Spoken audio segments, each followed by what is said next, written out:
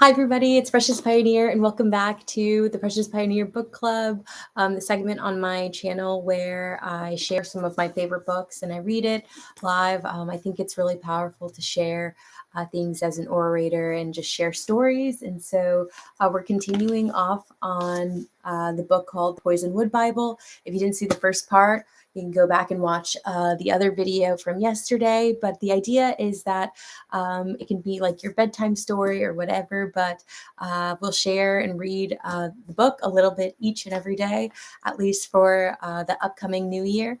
By the way, Happy New Year, you guys. We're almost there. I'm here in California, so it's only 5:30. So maybe if you're on the other side of the world, you're getting closer. You're almost at like 9 o'clock. So I just want to wish you guys a happy new year, a blessed and fulfilled year. I hope you guys have great New Year's resolutions and goals that you're working towards. I know that I have mine as well, so that could be a really exciting time.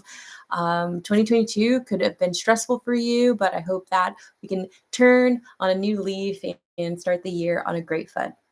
Without further ado, we're jumping back in. We're in chapter Genesis, starting on page 20 from Ruth May Price's perspective.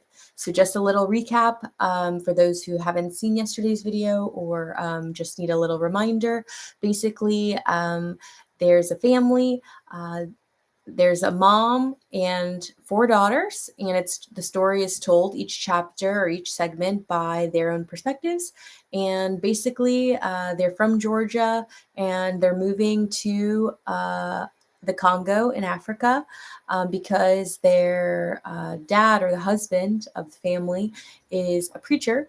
And so they're kind of going through the experiences. They packed all this extra stuff, this extra baggage, and they kind of reflect, I guess, on it in the past that, geez, did we really need all this stuff? Like they packed cake boxes and mirrors and makeup and all this stuff. And then in hindsight, they're like, I don't know if we need all this, So they're kind of building up this story to so we can experience what they're gonna like go through. So they've been on the plane, they just landed, and this is where we're starting off. God says the Africans are the tribes of Ham. Ham was the worst one of Noah's three boys, Shem, Ham, and Japheth. Everybody comes down on their family tree from just those three, because God made a big flood and drowned out the sinners. But Shem, Ham, and Japheth got on the boat, so they were A-okay. Ham was the youngest one, like me, and he was bad. Sometimes I am bad too. After they all got off the ark and let the animals go is when it happened. Ham found his father Noah laying around pig naked drunk one day, and he thought that it was funny as all get out. The other two brothers covered Noah up with a blanket, but Ham busted his britches laughing. When Noah woke up, he got to hear the whole story from the Tattletale brothers. So Noah cursed all of Ham's children to be slaves forever and ever. That's how come them turn out dark. Yikes. Back home in Georgia, they have their own school, so they won't be strutting into Rachel's and Leah's and Adah's school. Leah and Adah are the gifted children, but they still have to go to the same school as everybody, but not the colored children. The man in church says they're different from us and needs ought to keep to their own. Jimmy Crow says that, and he makes the laws. They don't come in the White Castle restaurant where Mama takes us to get Cokes either, or the zoo. Their day for the zoo is Thursday. That's in the Bible. Our village is going to have this many white people. Me, Rachel, Leah, and Adah, Mama, Father. That is 6 people.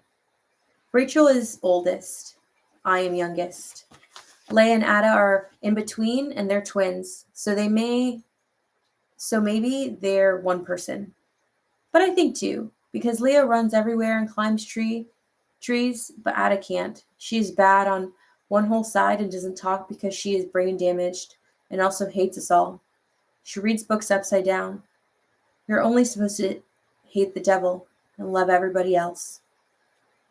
My name is Ruth May, and I hate the devil. For the longest time, I used to think my name was Sugar, because Mom always says that, Sugar, come here a minute. Sugar now, don't do that. In Sunday school, Rex Minton said, we're better not go to the Congo on account of the cannibal natives would boil us in a pot and eat us up. He said I can talk like a native. Listen here, ugga bugga lugga. He said that means I'll have me a drumstick, often that little one with the curly yellow hair. On Sunday school, teacher Miss Banny told him to hush up.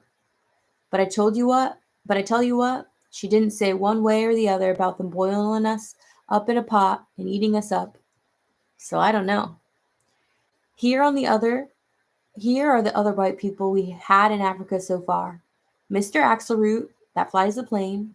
He's got the dirtiest hat you ever saw. He lives way on down by the airplane field in a shack by himself. Whenever he comes over here, and Mama says that's close enough quarters for him. Reverend and Mistress Underdown, who started the African children on going to church way back years ago. The Underdowns talk French to each other even though they're white people. I don't know why. They have their own boys too, the Underdown boys, that are big and go to school in Lepenville. They felt sorry for us, so they sent us comic books to take on the airplane with us. I got almost all of them to myself when Leia and all of them went to sleep on the airplane. Donald Duck, Lone Ranger, and the fairy tale ones, Cinderella and Brer Rose. I hid them in a place. Then I got to feeling bad and upchucked on the plane. And it got all over a duffel bag and the Donald Duck. I put that one under the cushion so we don't have it anymore. So this is who all will be in our village. The Price family, Lone Ranger, Cinderella, Brer Rose, and the tribes of Ham. Well, here's a short now to Rachel Price. Man, oh man, are we in it? Are we in for it now? Was my thinking about the Congo from the instant we first set foot. We're supposed to be here calling shots here, but it doesn't look to me like we're in charge of a thing, not even our own selves. Father had planned a big old prayer meeting as a welcome ceremony to prove that God had suit us here and aimed to settle in. But when we stepped off the airplane and staggered out into the field with our bags, the Congolese people surrounded us. Lordy, and a chanting broil. Charmed, I'm sure. We got fumigated with the odor of perspiring bodies. What I should have stuffed in my purse was those 5-day deodorant pads. I look around for my sisters and tell them, hey, Aid, Leia, aren't you glad you used Dial? Don't you wish everybody did? I couldn't find either one of the twins, but did catch sight of Ruth May, fixing to excruciate her second swoon of the day. Her eyes were rolled back with mostly white showing. Whatever was pulling her under, I knew she was opposing it with all her might. Ruth May is surprisingly stubborn for a child of 5, and unwilling to miss out on any kind of a spree. Mother took hold of her hand, and also mine, something I would not have tolerated in the slightest back home in Bethlehem. But here, in all the hubbub, we would have lost track of each other, with how we were just getting swept along on a big dark river of people. And the dirt, law. There was dirt everywhere like red chalk dust. And me in my good green linen suit on the outside, wouldn't you know? I could just feel the grit in my hair, which is so extremely fair, it is prone to get stained. Boy, what a place. Already I was heavy-hearted in my soul for the flush commodes and machine-washed clothes and other simple things in life I took for granted. The people were hurrying us on down towards some kind of open dirt floor patio with a roof over it, which, as it turned out, was going to be our father's church. Just our luck, a church made of dirt. But worship was not on the docket that night, let me tell you. We ended up there in the throng under the thatched roof, and I almost screamed when I realized the hand I held was not my mother's, but a thick brown claw. A stranger! What I trusted was gone. I just plumb let go, and the earth reeled beneath me. I threw my eyes around in a panic like Black Beauty trapped in flames. Finally, I spotted my mother's white shirtwaist, like the flag of We Give Up, waving near father. Then one by one I found the pastel shapes of my sisters like party balloons, but in the wrong party. Man, oh man. I knew right when I was in the sloop of Desmond. Father, on the other hand, was probably all deeply gratified, just gratified up on one side and down on the other, praising Jesus for this occasion to which we were all going to have to rise. We needed desperately to change. The extra underwear and dresses were dragging us down, but there was no chance whatsoever to do that. None. We just got shoved straight into the heathen pandemonium. I have no idea where our suitcases and canvas bags had gone to. My embroidery hoops and a pair of pinking shears and an oilcloth sheath hung around my neck, threatening myself and others in the push and shove. Finally, we were allowed to sit down about as close together as humanly possible at a table on an oily bench made out of rough logs. Day one in the Congo, and here my brand new tulip tailored linen suit in poison green with square mother of pearl buttons was fixing to give up the goat. The way she talks is so funny to me. Very just wow. All of the I feel like Southern speaking, it's like very colorful language, like I don't know, cats and dogs and all that stuff, but like literary devices just out the wazoo, like it's sweating, you're sweating like it's raining outside, like stuff like that. I love that. We had to sit so close to other people, there wasn't room to breathe. If you even wanted to, being in the position to contract every kind of germ there was. Another thing we should have brought Listerine. 45% fewer colds. A roar of voices and weird birds bombarded my ears and filled my head to the brink. I'm sensitive to noise of any kind.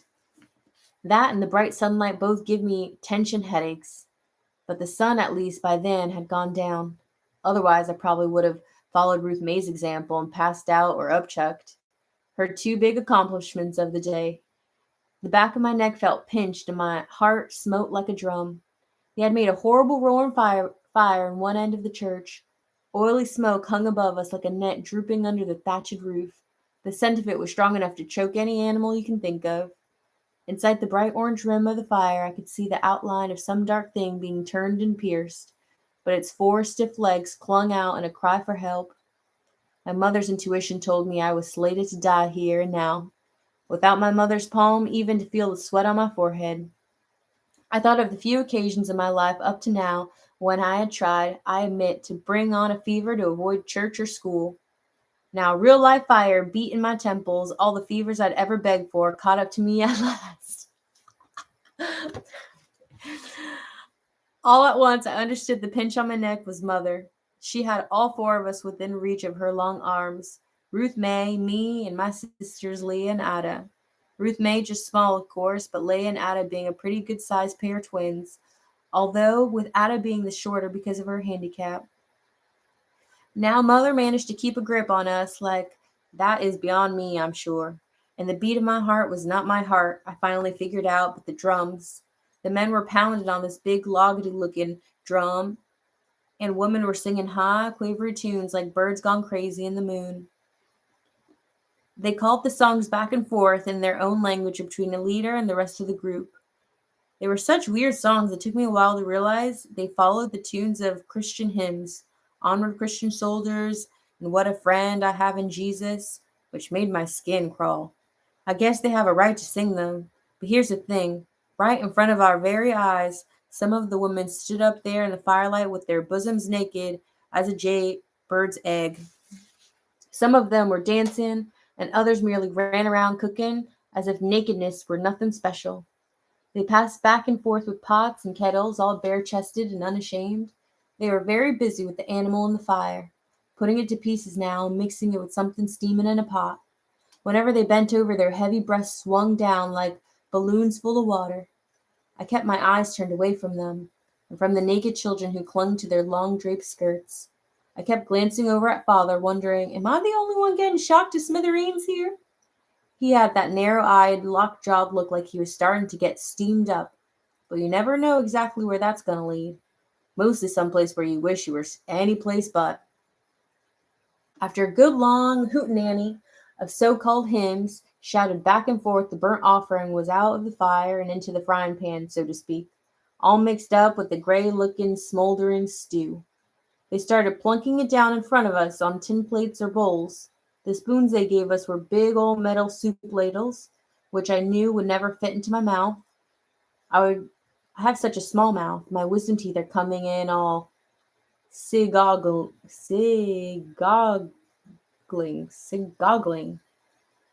Interesting word. I looked around for someone to trade spoons with, but lo and behold, nobody but our family even had any kind of spoon at all. What the others aimed to do with their food, I wouldn't hazard to guess. Most of them were still waiting to get served like birds in the wilderness. They held up their empty metal bowls or hubcaps or whatnot and cheerfully beat them like drums. It sounded like an entire junkyard orchestra, because everybody's plate was different. Ruth May just had a tiny little cup, which I knew she would resent because it made her seem more of a baby. In all the ruckus, somebody was talking English. It just dawned on me all of a sudden. It was near about impossible to make out what was going on because people all around us were singing, dancing, banging their plates, waving their arms back and forth like trees in a hurricane. But up by the bonfire where they were cooking, a cold black man in a yellow shirt with sleeves rolled up was gesturing towards us and hollering at the top of his lungs, "Welcome, we welcome you." There was another man behind him, much older and dressed just out of this world, with a tall hat and glasses and a cloth deep drapery dress, and swishing an animal's tail back and forth, he hollered something in their language, and everything began to pipe down just a hair. "Reverend and Miss Price and your children," cried the younger man in the yellow shirt, "you are welcome to our feast. Today we have killed a goat to celebrate your coming. Soon your bellies will be full with our foo-foo pili-pili." At that, why the half-naked woman behind him just burst out clapping and cheering as if they could no longer confine their enthusiasm for a dead goat. "Reverend Price," the man said, please offer with us a word of thanks for this feast." He gestured for Father to come forward, but Father needed no invitation, it seems. He was already on his feet, away from his chair, so he looked 10 feet tall. He was in his shirt sleeves.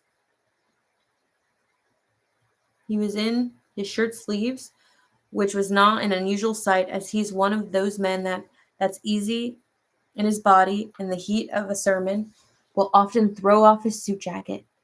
His pleated black trousers were belted tight, but his chest and shoulders looked just huge. I'd almost forgotten he still carried numerous deadly weapons under that clean shirt. Slowly, Father raised one arm above his head, like one of those gods they had in Roman times, fixing to send down the thunderbolts and the lightning. Everyone looked up at him, smiling, clapping, waving their arms over their heads, bare bosoms and all. Then he began to speak. It was not so much a speech as a rising storm. "The Lord rideth," he said, low and threatening, "upon a swift cloud, and shall come into Egypt." "Hooray!" they all cheered, but I felt a knot in my stomach. He was getting that look he gets, oh boy, like here comes Moses tromping down off... He was getting that look he gets, oh boy, like here comes Moses tromping down off the Mount Sinai with 10 fresh ways to wreck your life. "Into Egypt," he shouted, as his rising sing-song preaching voice that goes high and low, then higher and lower, back and forth like a saw ripping into a tree trunk. "In every corner of the earth, where his light," Father paused, glaring all about him, "where his light has yet to fall." Preacher voice. I'm trying to. He paused for a breath and began again, swaying ever so faintly as he sang out, "The Lord rideth in the person of his angels of mercy, his emissaries of holiness, into the cities on the plain, where Lot dwelled amongst the sinners." The cheers were slowing down. He had everybody's attention now. "And Lot said unto the sinners who's crowded at his door, I ye pray, brethren, do not do so wickedly, for the sinners of Sodom press their evil will against the entrance of his household." I shuddered. Naturally, I knew chapter 19 of Genesis, which he'd make us copy out time and again. I detest the part where Lot offered his own virgin daughters to the rabble of sinners to do with as they might, just so they'd forget about God's angels that were visiting and leave them be. What kind of trade is that? And his poor wife, of course, got turned to a pillar of salt. But father skipped all over that and went straight to the dire consequences. The emissaries of the Lord smote the sinners who had come heedless to the sight of God, heedless in their nakedness. Then he stopped, just froze perfectly still. With one of his huge hands, he reached out to the congregation, pulled them in. With the others, he pointed at a woman near the fire. Her big, long breasts lay flat on her chest like they'd been pressed down with an iron, but she did seem heedless of it. She was toting a long-legged child, all straddly on her hip, and with her free hand was scratching at her short hair. She looked around nervously for every pair of eyes in the place and followed father's accusing gaze straight to her nakedness. She bounced her knees, lifting the big child upward on her hip. His head lolled. He had hair that stood out in reddish tufts, and he looked dazed. For an eternity of silence, the mother stood there in the spotlight, drawing her head back on her neck in fear and in puzzlement. Finally, she turned around and picked up a long wooden spoon and went to poking at the stew kettle. Nakedness, father repeated, and darkness of the soul, for we shall destroy this place, where the loud clamor of the sinners is waxen great before the face of the Lord. Yikes. No one sang or cheered anymore. Whether or not they understood the meaning of loud clamor, they didn't dare be making one now. They didn't even breathe, or so it seemed. Father can get a good deal across with just his tone of voice, believe you me. The woman with the child on her hip kept her head turned, tending to food. And Lot went out and spoke unto those that were worthy. Now father was using his gentler, simmering down tone. And Lot said unto them, Up, get ye out from this place of darkness. Arise and come forward into a brighter land. O Lord, let us pray, he concluded, landing abruptly back down on earth. Lord, grant that the worthy among us here shall rise above wickedness and come out of the darkness into the wondrous light of our Holy Father. Amen. All faces were still set on my father, as they all were shiny dark plants, and his red head was the sun, but their expressions had fallen in slow motion from joy to confusion to dismay. Now as the spell broke, people began to mutter, move about. A few women lifted up their wraparound sarongs and tied them in front to cover their breasts. Others gathered up their bare-bottomed children and moved out into the darkness. I guess they were going home to bed without any supper. Dang, that's kind of sad. The air above our heads grew perfectly quiet. There was not a peep to be heard. The catty did noises outside in the deep black night. Well, there was nothing now but to dig in. With everyone's eyes upon us, my sisters and I pick up our big metal spoons. The food they'd set before us was a stew that tasted like pure nothing, just wet clumps stuffed in my mouth that I would have to chew into glue. Once I took it in, though, the very first bite slowly grew to a powerful burn on my tongue. It scorched my eardrums from the inside. Tears ran from my eyes, and I couldn't swallow. This was going to be the start of a real crying jag. I had the feeling for a girl whose only hopes for the year was a sweet 16 party and a pink mohair twin set. Ruth May choked out loud and made a horrible face. Mother leaned over to slap her on the back. I thought, but instead she whispered at us in the awfulest hissing voice, Girls, you be polite. Do you hear me? I'm sorry. If you spit that out, I'll thrash you an inch of your lives. This was Mother, who'd never laid a hand on us in all our lives. Oh, I get the picture right there, our first night in Africa. I sat breathing through my nose, holding my mouth, the pure awful savor of something on fire and a bristle of stiff hairs from the burnt hide of the dead goat. I shut my eyes tight, But even so, the tears ran down. I wept for the sins of all those who have brought my family to this dread, dark shore. Adah Price. Sunrise tantalize, evil eyes hypnotize. That is the morning, Congo pink. Any morning, every morning, blossomy rose color, birdsong air streaked sour with breakfast cook fires, a wide red plank of dirt, the so-called road flat out in front of us, continuous in theory from here to somewhere distant. But the way I see it, through my Adah eyes, it is a flat plank clipped into pieces, rectangles and trapezoids by the skinny black line, shadows of tall palm trunks. Through Adah eyes, oh, the world is a boggle with colors and shapes, competing for a half-brain's attention. The parade never stops. Into the jangled pieces of road, little jungle roosters step from the bush, cock-a-doodle-doodling. They jerk up their feet with cocky roosterness, as if they had not yet heard about the two-legged beasts who are going to make slaves of their wives. Congo sprawls on the middle of the world. Sun rises, sun sets, 6 o'clock exactly. Everything that comes of morning undoes itself before nightfall. Rooster walks back into the forest. Fires die down. Birds cuckoo, coo. Sun sinks away. Sky bleeds. Passes out, goes dark. Nothing exists. Ashes to ashes. Kingala village runs along the Kiwu River as a long row of little mud houses set after one the other beside a lone red snake of dirt road, rising up all around us, trees and bamboo. Leah and I, as babies, had a long hodgepodge string of unmatched beads for dress-up, which would break when we fought over it, fly into a snaking line of odds and ends in the dirt. That is how Kilanga looked from the airplane. Every red mud house squats in the middle of its red dirt yard, for the ground in the village is cleared, hairless as a brick.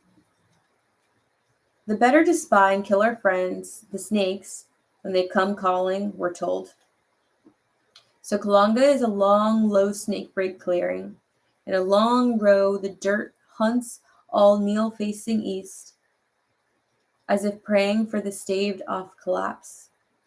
Not toward Mecca exactly, but east toward the village's one road and the river, and behind all that, the pink sunrise surprise. The church building scene of our recent feast resides in one end of the village, at the other end our own house. And so when the Price family strolls to church, we're able en route to peer straight into each and every villager's house. Every house has only a single square room and a thatched roof under which might dwell the likes of Robinson Crusoe, but no one here stays under a roof. It is in the front yards of all the world stage of hard red dirt under barefoot, where tired thin women in every thinkable state of dress and despair poke sticks into their little fires and cook. Clumps of children, stone-throwing, overflowing, rush upon the terrified small goats, scattering them across the roads so that the goats may tiptoe back and be chased again. Men sit on buckets and stare at whatever so passes by. The usual bypasser is a woman sauntering slowly down the road with bundles upon bundles balanced on her head. These women are pillars of wonder, defying gravity while wearing the hahum aspect of perfect tedium. They can sit, stand, talk, shake a stick at a drunk man, reach around their backs to fetch forth a baby to nurse, all without dropping their pile-high bundles upon bundles. They are like the ballet dancers, entirely unaware they are on stage. I cannot take my eyes off of them. Whenever a woman leaves her wide open to the world yard to work her field or saunter off on an errand, first she must make herself decent.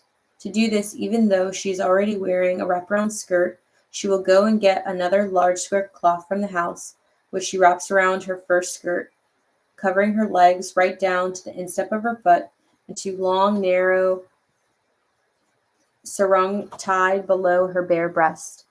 The cloths are brightly printed and worn together in jangled mixtures that ring in my ears. Pink, gingham, and orange plaid, for example. Loose joint, breaking point, colors, and whether you find them beautiful or find them appalling, they do make the woman seem more festive and less exhausted. Backdrop to the Kilanga pageant, rising up behind the houses, a tall wall of elephant grass obscures our view from anything but the distance. The sun suspended above it in the afternoon is pink. Round dot in the distant white haze you may stare at and never go blind. The real earth where the real sun shines seems to be somewhere else, far from here. And to the east of us, behind the river, a rising rumple of dark green hills folded on each other like a great old tablecloth, receding to pale hazy blue. Looming like the judgment, says our mother, pausing to wipe her damp forehead with the back of her hand. It's a place right out of a storybook. My twin sister Leah loves to declare in response, opening her eyes wide and sticking her short hair behind her ears as if to hear and see every little thing. Oh, so much better. And yet this is our own family. The price is living here. Next comes this observation from my sister Ruth May. Nobody here's got very many teeth. And finally from Rachel, geez, oh man, wake me up when it's over. And so the Price family passes its judgments, all but Adah. Adah unpasses her judgments. I am the one who does not speak. Our Father speaks for all of us, as far as I can see, and he is at the moment not saying much. His hammer turned out to be a waste of 2 or 3 good pounds because there appear to be no nails in the mud and thatched town of Kilanga. The wide open buildings that serves as a church and school was built of concrete block pillars holding up a roof of palm thatch and billowy clouds of scarlet bougainvillea. By now it all seems more or less welded together by its own decay. Our house is also mud, thatch and cement and flowering vines. Leah, in her earnest way, helped him scout around for a project, but alas, he found nothing worth pounding at anywhere. There was great disappointment to our father, who likes to repair things between Sundays. Yet here we are to stay. The bush plane that dropped down into the field to leave us here went right away again, and there will be no more coming and going until the same plane returns again. We asked about the dirt road through the village, and were told it stretched all the way to Leopoldville. I doubt it. A short way to either side of our village, the road falls into a frenzy of hard dirt ruts that look like ocean waves frozen solid in the middle of a tempest. Our father says in the great beyond nearby, there are probably swamps you could sink a battleship in, not to mention a mere automobile. We do see vestigial signs of automobiles in our village, but they resemble the signs of life you would dig up in a graveyard if you were inclined to that pastime, which is to say, parts dead and rusted, scattered around, and used for transportation, but for anything, but used not for transportation, but for anything but. On a walk one day with father, he pointed out for his daughter's edification a carburetor air filter lid boiling a family dinner over a cook fire, and a cheap muffler being used by 6 boys at once as a drum. The Quilu, the Quilu River is the throughway here. Quilu, a word without a single rhyme, nearly a prelude, but not quite Quilu. It troubles me, this dubious escape route. It sits unanswered like a half phrase of music on my ear. Our father claims the Kiwi is navigable downstream from here all the way to where it joins the Congo River. Upstream one may go only as far as the high scenic cataracts that thunder just to the south of us. In other words, we have arrived very early at the end of the earth. We sometimes do see the odd boat passing by, but only carrying people from nearby villages, exactly like this one. For news or mail or evidence of what Rachel calls the pale, which we are way beyond, we wait for the rough and ready airplane pilot, Mr. even Axelroot. He is reliable in the following way. If they say he's coming on Monday, it will be Thursday, Friday, or not at all. Yikes. Like the river road and the river, nothing here really comes to an end. The Congo is only a long path that takes you from one hidden place to another. Palm trees stand aside. Palm trees stand alongside of it, looking down at you in shock, like two tall, frightened women with upright hair. Nevertheless, I'm determined I will walk that path, even though I do not walk fast or well. My right side drags. I was born with half my brain dried up like a prune, derived of blood by an unfortunate fetal mishap. My twin sister Leah and I are identical in theory, just as in theory we are all made in God's image. Leah and Adah began our life as images, mirror perfect. We have the same eyes, dark and chestnut hair, and I'm a lame Gallimalfrey, and she remains perfect. Oh, I can easily imagine the fetal mishap. We were inside the womb together, and dum-de-dum when Leah suddenly turned and declared, Adah, you are just too slow. I am taking all the nourishment here and going on ahead. She grew strong, and as I grew weak, yes, Jesus loves me. And so it came to pass in the Eden of our mother's womb, I was cannibalized by my sister. Officially, my condition is called hemiplegia. Hemi is half, hemisphere, hemmed in, hemlock, hem, and haw. Plegia is the sensation of motion. After a complicated birth, physicians in Atlanta pronounced many diagnoses on my asymmetrical brain, including Wernicke's and Broca's aphasia, and sent my parents home over the icy roads on Christmas Eve with one half a set of perfect twins and the prediction I might possibly someday learn to read, but would never speak a word. My parents seemed to have taken this well in stride. I'm sure the Reverend explained to his exhausted wife that it was the will of God, who could plainly see with these two additional girls so close after the first one. Our house had enough females in it for now to fill it up with blabber. They did not even have Ruth May yet, but did have a female dog that howled. Our father still likes to say, like one too many sopranos in church, the dog that broke the camel's back, he also calls it. Our father probably interrupted Broca's aphasia as God's Christmas bonus to one of his worthier employees. I am prone to let the doctor's prophecy rest and keep my thoughts to myself. Silence has many advantages. When you do not speak, other people presume you to be deaf or feeble-minded and promptly make a show of their own limitations. Only occasionally do I find I have to break my peace, shout, or be lost in the shuffle, but mostly am lost in the shuffle. I write and draw in my notebook and read anything I please. It is true I do not speak as well as I can think, but that is true of most people, as nearly as I can tell. Ooh, should we start Leah? Yeah, let's do Leah. Leah. Oh, let me get some water too.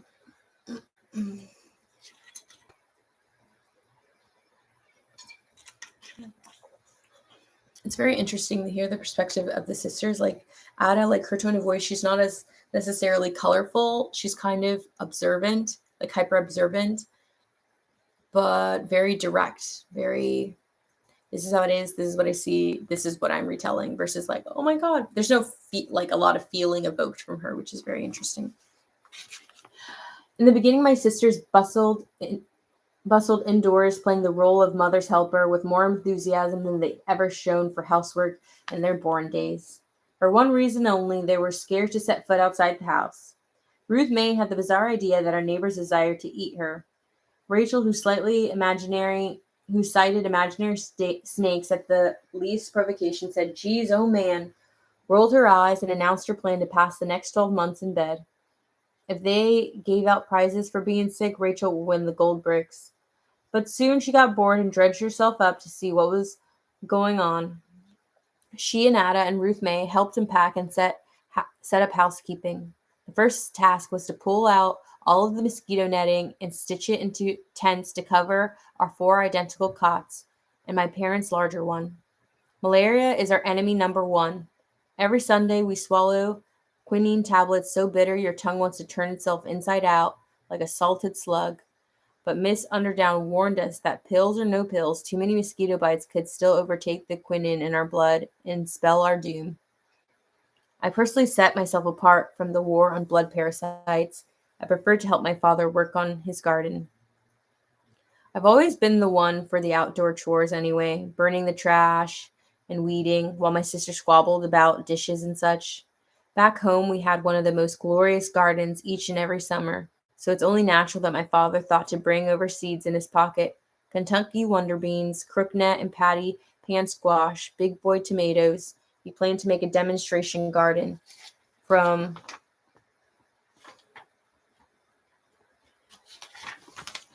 which we'd gather a harvest for our table and also supply food and seeds to the villagers.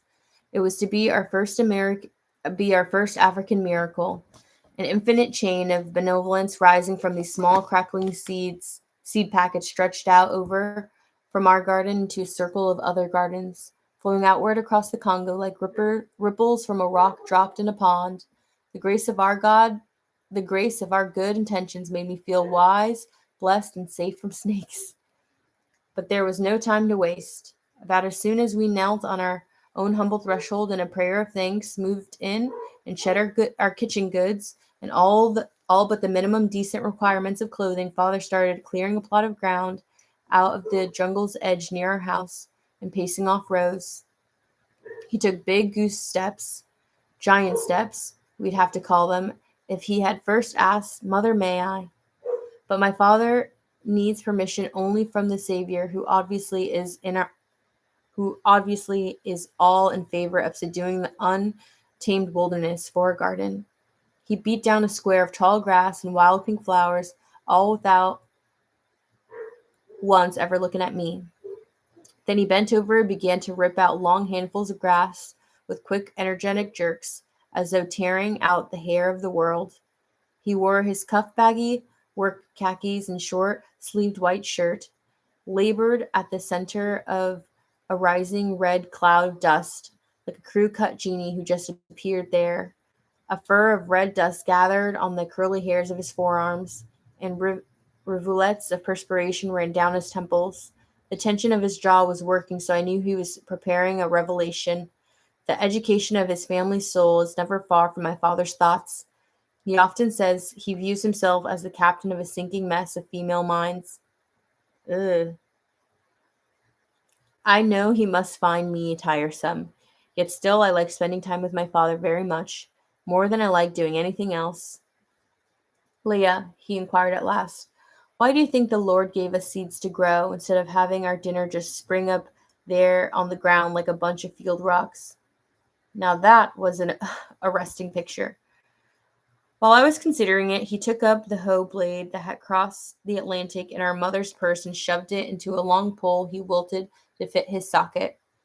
Why, why did the Lord give us seeds? Well, were they were sure easier to stuff in our pockets than whole vegetables would have been. But I doubted if God took any real interest in travel difficulties. I was exactly 14 and a half that month, and still getting used to the embarrassment of having the monthly visits. I believe in God with all my might, but I have been thinking lately that most of the details seem pretty much beneath his dignity. I confessed I didn't know the answer. He tested the heft and strength of his hoe handle and studied me. He he is very imposing, my father, with broad shoulders and unusually large hands. He's the handsome sandy hair type that people presume to be Scottish and energetic, though possibly fiery tempered. Because Leah, the Lord helps those that help themselves. Oh, I cried, my heart rushing to my throat. Of course I had known that. If only I'd ever bring forth all I knew quickly enough to suit father. God created a world of work and rewards, he elaborated, on a big balanced scale. He brought his handkerchief out of his pocket to ream the sweat, carefully out of one eye socket and then the other. He has a scar on his temple and poor vision on the left side from a injury he doesn't ever talk about, not being one to boast. He refolded the handkerchief and put it to his pocket. Then he handed me the hoe and held his hands out from his sides, palms up to illustrate the heavenly balancing act. Small works of goodness over here. He let his left hand drop slightly. Small rewards over here. His right hand dropped just a mite with the weight of an almost insignificant reward. Great sacrifice. Great rewards, he said then, letting both hands fall heavenly from the shoulders, and with all my soul I coveted the delicious weight of goodness he he he cradled in those palms. Then he rubbed his hands together, finished with the lesson and with me. God merely expects us to do our own share of the perspiring of life's bounty, Leah. He took back the hoe and proceeded to hack out small, square dominion over the jungle, attacking his task with such muscular vigor we would surely and soon have tomatoes and beans coming out of our ears. I knew God's scale to be vast and perfectly accurate. I pictured it as much larger version of the one at the butcher's counter in the Bethlehem Piggly Wiggly. I vowed to work hard for his favor, surpassing all others in my devotion and turning the soil for God's great glory. Some day perhaps I shall demonstrate to all of America how to grow crops. Someday perhaps I shall demonstrate to all of Africa how to grow crops. Without complaint, I fetched bucket after bucket of water from the big galvanized tub on the porch so he could douse the plot a little at a time, again, time ahead of his hoe, to hold down the awful dust. The red mud dried on his khakis like the blood slain of a beast. I walked behind him and found that several severed heads of many small bright orange orchids. I held one close to my eye. It was delicate and extraordinary, with a bulbous yellow tongue and maroon spotted throat. Nobody had ever planted these flowers, I felt sure, nor harvested them either. These were the works of the Lord had gone ahead and finished on his own. He must have lacked faith in mankind's follow-through and capabilities on the day he created flowers. Mama Bekwa Tataba stood watching us, a little jet-black woman. Her elbows stuck out like wings, and a huge white enameled tub occupied the space above her head, somewhat miraculously holding steady while her head moved in quick jerks to the right and left. Mama Tataba's job was we were surprised to learn, was to live with us and earn a small stipend by doing the same work she'd done for our forerunner in the Kilanga mission, Brother Fowles. He left us two boarders, in fact, Mama Tataba and a parrot named Methuselah. Both had been trained by him in the English language and evidently a good deal else, for Brother Fowles left some mystery in his wake. I gather through overhearing my parents that Brother Fowles had entered into unconventional allies with the local people, and two, he was a Yankee. I heard them saying that New York's Irish, which tells you a lot, as they are notorious for being Papist Catholics. Father explained to us that he had gone plumb crazy, consorting with the inhabitants of the land.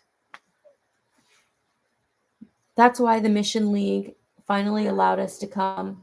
At first, they insulted my father by turning us down, even after our Bethlehem congregation had done special tithes for a whole year to fly us here for the profusion of Jesus' name. But no one else volunteered for the Kilanga post, and the Underdowns had requested it be taken by someone steady with a family. Well, we were a family, all right, and my father is steady as a stump. Still, the Underdowns insisted that our mission lasts no more than 1 year, not even time for going plumb crazy, but only part way. I guess if things went poorly. Brother Fowles had been in Kilanga 6 years, which really had you think about. It is long enough for about any kind of backsliding you can name. There was no telling how he might have influenced Mama Tataba. But we needed her help. She carried all of our water up from the river and cleaned and lit the kerosene lamps and split wood and built the fire and the cook stove and threw buckets of ash down the hole in the outhouse and paused to kill snakes more or less as a distraction between heavier jobs. My sisters and I stood in awe of Mama Tataba, but we're not quite used to her yet. She had a blind eye. It looked like an egg whose yolk had been broken and stirred just once. Ew. As she stood there by our garden, I stared at her bad eye while her good eye stared at my father. What you be dig for?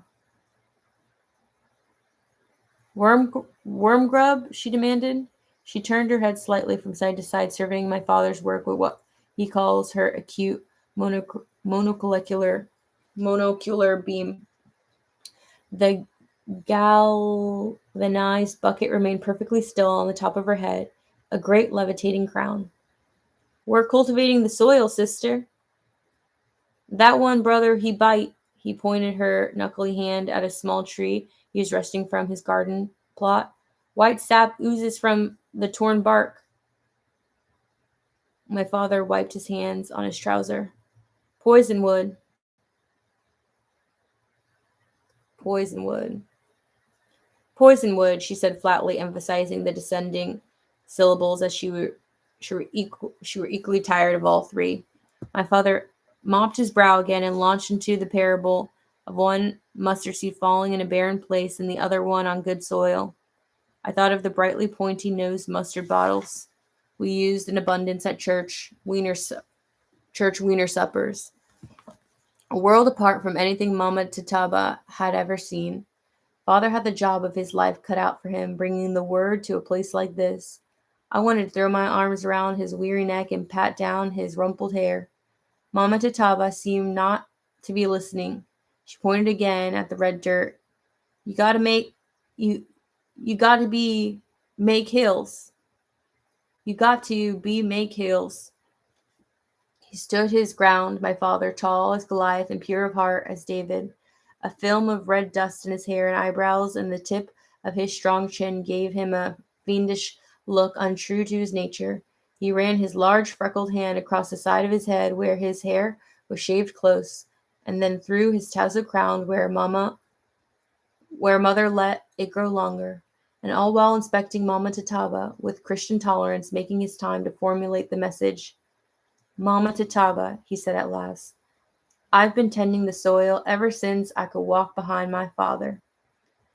When he says anything at all, even a simple thing about a car or a plumbing repair, it tends to come out like this in terms that can be interpreted as sacred.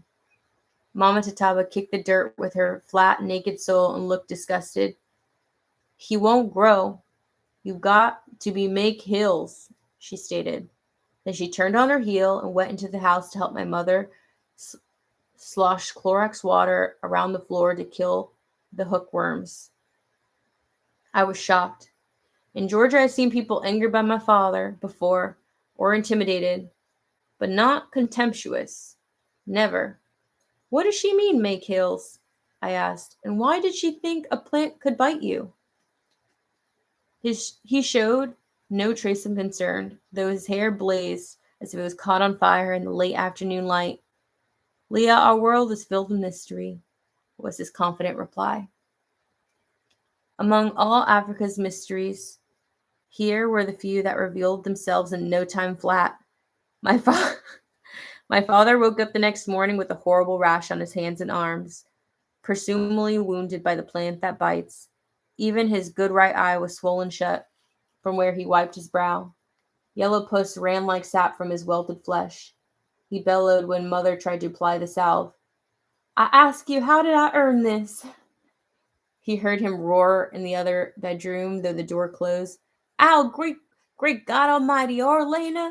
How did this curse come to me when it's God's own will to cultivate the soil? The door flew open with a bang, and father barreled out. Mother chased him with bandages, but he batted her roughly away and went outside to pace the porch. In the long run, though, he had come back in and let her tend to him. She had to bind his hands in clean rags before he could even pick up a fork or the Bible. Right after prayers, I went out to check the progress of our garden and was stunned to see what Mama Tataba had meant by hills. To me, they looked like graves, as wide and long as regular dead human. She had reshaped our garden overnight into 8 neat burial mounds. I fetched my father, who came walking fast as if I discovered a viper he meant to behead.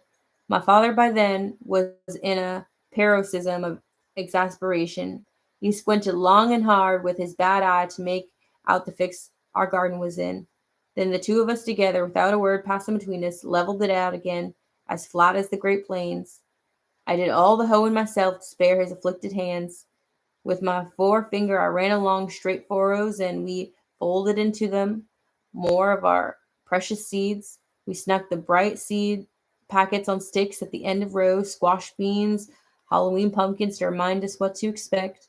Several days later, once my father had regained the composure in both his eyes, he assured me that Mama Tataba didn't mean to ruin our demonstration garden. There was such a thing as native customs, he said. We would need the patience of Job.